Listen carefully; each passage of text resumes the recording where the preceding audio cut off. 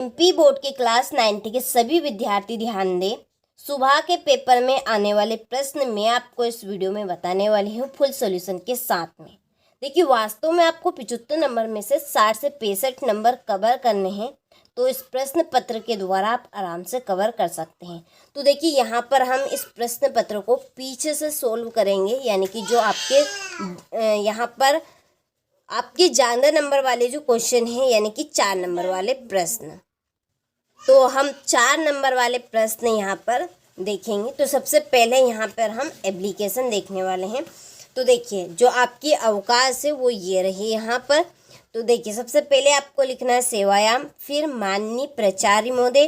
देखिए, संस्कृत में आपको विसर्ग और कोमा का अधिक ध्यान देना है, क्योंकि अधिकतर इनके ही नंबर आपके कटते हैं संस्कृत में। ठीक है, एक तो विसर्ग के और एक कोमा के। अगले आपको लिखना है शासकीय उच्चतर माध्यमिक विद्यालय उज्जैन नगरम मध्य प्रदेश। ठीक है, चलिए आगे आपको लाइन बदल कर लिखना है विषय में जो भी दिया जाए, यानी कि अवकाश आपकी यही आने वाली है, तो यही आपको छाप देना है। अवकाशार्थ प्रार्थना पत्रम। ठीक है, अगली लाइन में आपको लिखना है महोदय, फिर आपको यहाँ पर कोमा देना है और ये लाइन आपको छोड़ देनी है ऐसे कि ऐसे। फिर आपको लाइन को बदल कर लिखना है सविनय निवेदनम अस्ति यद। सविनय ने की निवेदन है कि यद मीन्स की अहम अद्य सहसा जोर पीड़ितो अस्मि, यानी कि सविनय निवेदन है कि मैं आज बुखार से पीड़ित हूँ। अतः विद्यालयम आगंतुम असमर्थो अस्मि, अतः विद्यालय आने में असमर्थ हूँ। कृपा मम 5 दिवस, जितने दिन की यहाँ पर दी जाए यदि प्रश्न में, तो उतने दिन के आपको लिखना है। यदि द्विदिवस नाम की दिया जाए तो आपको द्विदिवस नाम लिखना है, यदि नहीं दिया जाए तो आप यही लिख दीजिएगा। ठीक है, तो कृपा मम 5 दिवसम, ये आपको ब्रैकेट के अंदर का नहीं लिखना है। अवकाशनम स्वीकृन्तु। ठीक है, चलिए फिर यहाँ पर लिखना है बहुदिया शिष्य संवृद्धि। ठीक है, यदि लड़की है तो बहुदिया शिष्य लिखाएगा, और यदि लड़का है तो आपको यहाँ पर बहुदिया में विसर्ग लगाना है। क्या लगाना है? विसर्ग लगाना है और शिष्य लिखना है। ठीक है, चलिए तो ये आपकी यहाँ पर अवकाशानम प्रार्थना पत्र की अवकाश हो गई। यदि आप इस छात्रवृत्ति है तो आवेदन पत्र की भी अवकाश की स्क्रीनशॉट लेना चाहते हैं तो आप इसको भी कंप्लीट कर सकते हैं। ये आपकी इतनी इम्पोर्टेंट नहीं है, जो इम्पोर्टेंट है वो मैंने आपको बता दी पढ़ के। ठीक है, चलिए इसके बाद में आपका ये क्वेश्चन नंबर 23 में रहा निबंध। चलिए, तो निबंध आपका संस्कृत भाषा महत्तम का कर लेना है, यही निबंध आएगा। ठीक है, तो देखिए पॉइंट में लिखना चाहे तो आप पॉइंट में लिख सकते हैं। यदि इस तरह से आप पैराग्राफ बनाकर लिखना चाहे तो आप पैराग्राफ बनाकर लिख सकते हैं। तो चलिए हम निबंध को पहले बाद में देखेंगे। अब पहले हम थोड़े से यहाँ पर क्वेश्चन नंबर 1 के प्रश्न कर लेते हैं। ठीक है, तो चलिए पहला क्वेश्चन यहाँ पे हमें दिया है गंगोत्कम इतस्मिन् पदे संधि अस्ति। तो देखिए इसका आंसर है आपका गुण। दूसरा है नयनम इतस्य संधि विच्छेद अस्ति नेधन अनम।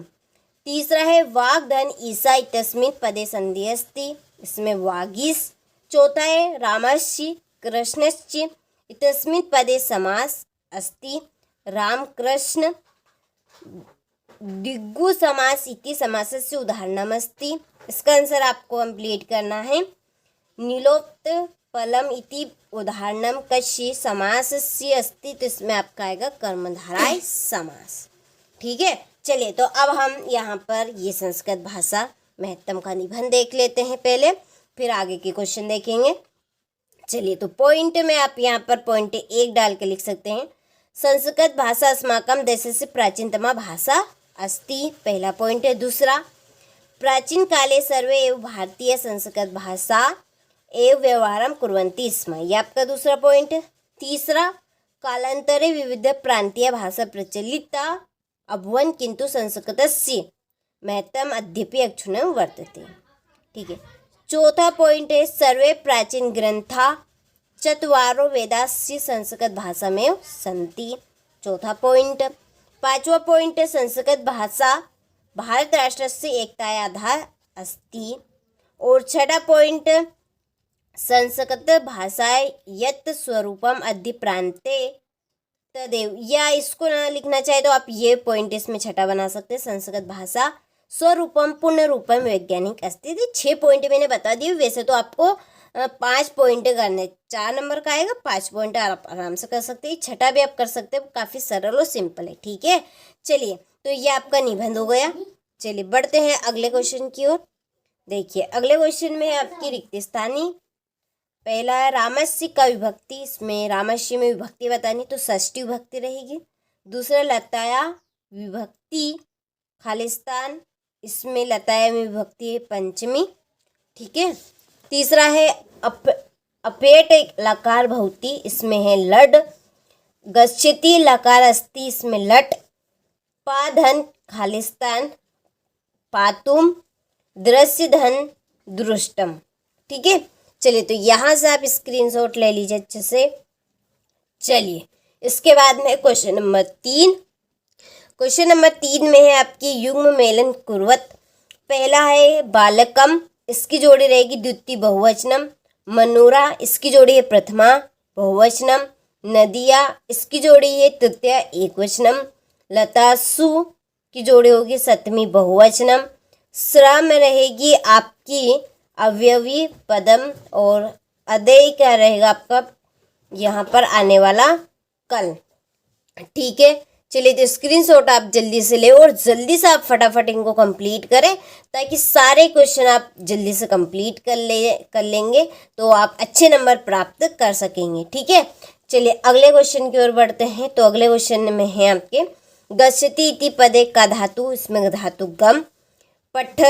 पठियसति इति पदे पुरुषस्ति, प्रथम पुरुष। पिबामि तस्मिन् पदे वचनमस्ति, इसमें एक वचनम। अनुच्छेद इत्यस्मिन् पदे उपसर्गस्ति, इसमें अनु। प्रचारि इति पदे का उपसर्ग, इसमें प्रा। लभते इत्यस्मिन् पदे एक पदे वचनमस्ति, इसमें रहेगा आपका एक वचनम। ठीक है, चलिए ये आपके हो गए। इसके बाद में है क्वेश्चन नंबर 5 में देखिए आम नाम, जो कि यहाँ पर मैंने पहले से ही कंप्लीट करके रखे ताकि आप सभी का जाना समय बर्बाद ना हो। तो स्क्रीनशॉट आप झट से ले और फट से कंप्लीट करें। ठीक है, चलिए भरोसा रखिए सारी चीज़ें A to Z आपकी आने वाली है, क्योंकि आज शाम को ही हमें ऐसे क्वेश्चन मिले हैं जो मैं आपको बता रही हूँ इस वीडियो में।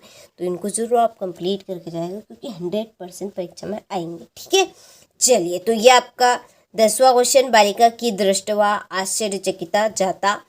फिर 11वें क्वेश्चन में यहाँ पर रेखांकित प्रश्न रहेंगे।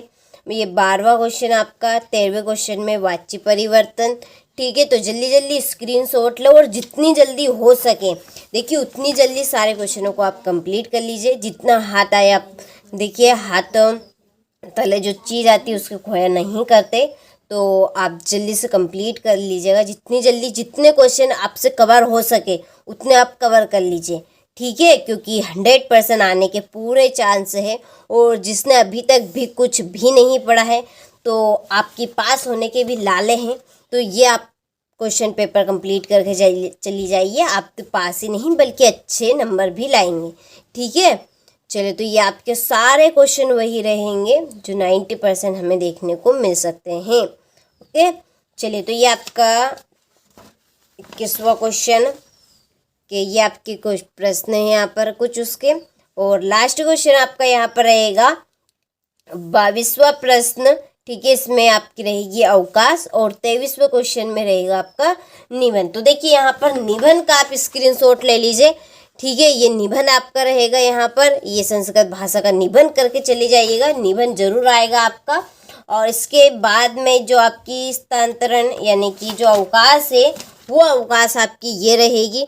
ठीक है, यहाँ पर इस अवकाश का भी स्क्रीनशॉट आप ले लीजिए। आने के पूरे चांस है, कंप्लीट करके जरूर जाइएगा। ठीक है, तो मैंने यहाँ पर आपको एक ज़बरदस्त क्वेश्चन पेपर बताया है जिसके 90% क्या 100% आने के पूरे चांस है। तो जितनी जल्दी हो सके उतने क्वेश्चन आप कंप्लीट कर लीजिएगा।